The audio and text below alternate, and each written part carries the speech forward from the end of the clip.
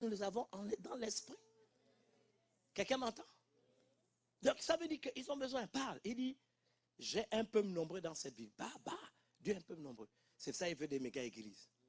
Personne ne peut nous empêcher de relever ce défi et d'atteindre cet objectif. Même pas les ennemis de la croix. Même pas la méchanceté organisée. Toutes les entités sataniques réunies ne peuvent pas. Il a dit, hein, moi j'aime cette partie-là, hein, il a dit, personne ne mettra la main sur toi pour te faire du mal. Donc je veux te communiquer ce courage.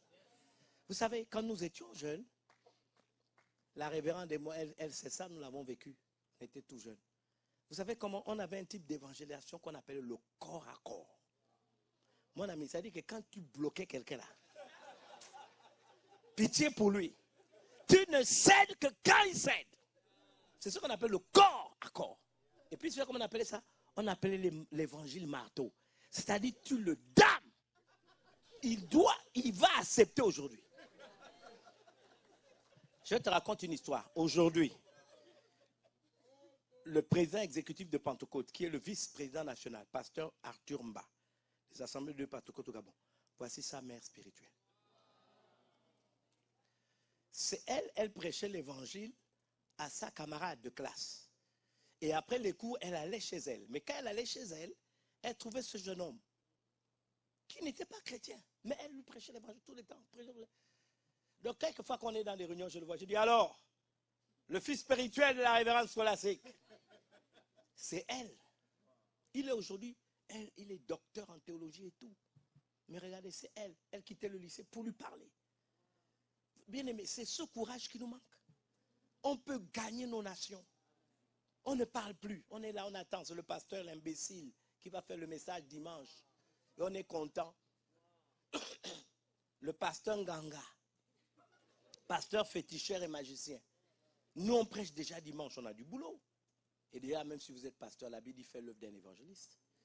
Donc même un pasteur doit prêcher l'évangile. Parle, le corps à corps. Tu dois avoir ce qu'on appelle, à Libreville, on a établi une nouvelle règle. Vous savez ce qu'on appelle ça?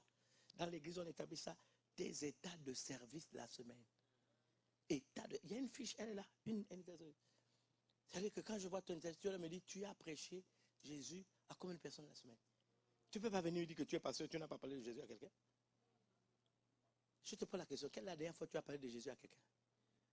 Vous-même rendez-vous compte qu'on est des voyous. Et puis, mais oui, mais il faut vous dire les choses telles qu'elles sont. On est des voyous. Des bandits en Christ. Ah oui. C'est du voyoutisme. Des trafiquants de bénédiction. On vient à l'église pour trafiquer. Mais regardez, je vous dis la vérité, et puis vous venez ici. Vous allez chanter Shama, Shama, Shama. Président, menteur, menteuse. Même bien aimé, on est des rigolos. Seigneur, mon amour pour toi. Ton amour. Lui, il est mort sur la croix. Tu ne fais rien pour lui. Mais on danse à l'église. Shama, Shama. Yé, fais encore. C'était le chant de tout à l'heure. Yé, fais encore. Mais fais encore. Il veut faire avec toi. Lui, il a déjà dit t'étais l'estat et tout est accompli. Pourquoi tu lui demandes de faire encore? C'est-à-dire que c'est toi qui dois faire. Il y a même des chants qu'on doit essayer de ne plus chanter dans nos églises. C'est comme ça qu'on a même une théologie, on va dire quoi? Il y a des chants comme quand je vois la bonté de mon Dieu. Hein, vous connaissez ce chant-là? Et la bonté de mon Dieu, hein? Briller. Pourquoi ça doit briller sous le toit? On n'a pas besoin que ça brille sur le toit. Va prêcher l'évangile sur terre. Les gens sont en bas, pas sur le toit. Pourquoi tu veux que ça, ton toit brille? On s'en fout. Pourquoi la gloire de Dieu doit... La gloire de Dieu ne doit pas briller sur le toit de la maison. La gloire de Dieu doit briller dans ta manière d'amener des gens à l'église. Hein? Voilà. Il y a des gens qui sont dans la salle.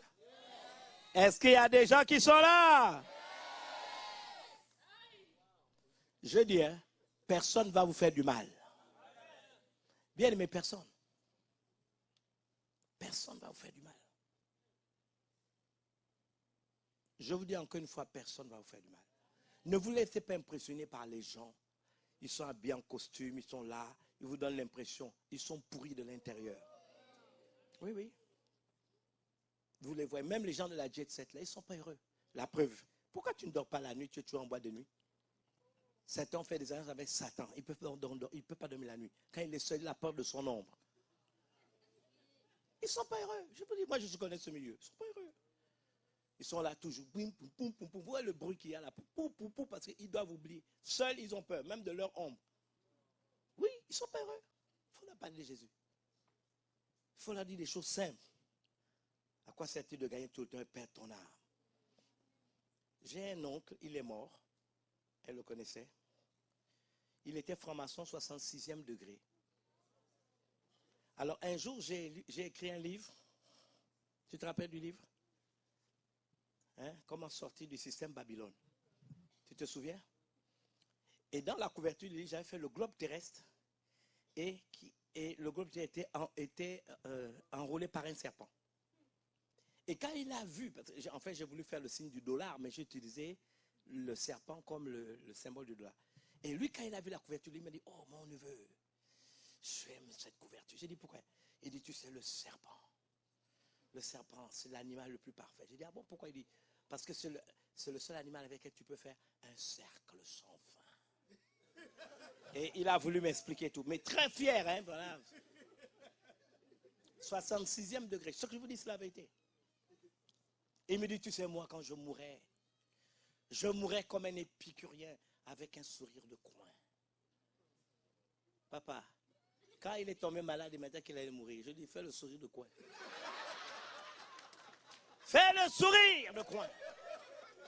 L'épicurien. J'étais avec Tantine Françoise. Oh, rappelle-moi qu'on doit l'appeler ici à Lyon. Tu sais ça? Pour qu'elle vienne aux réunions. Écoute.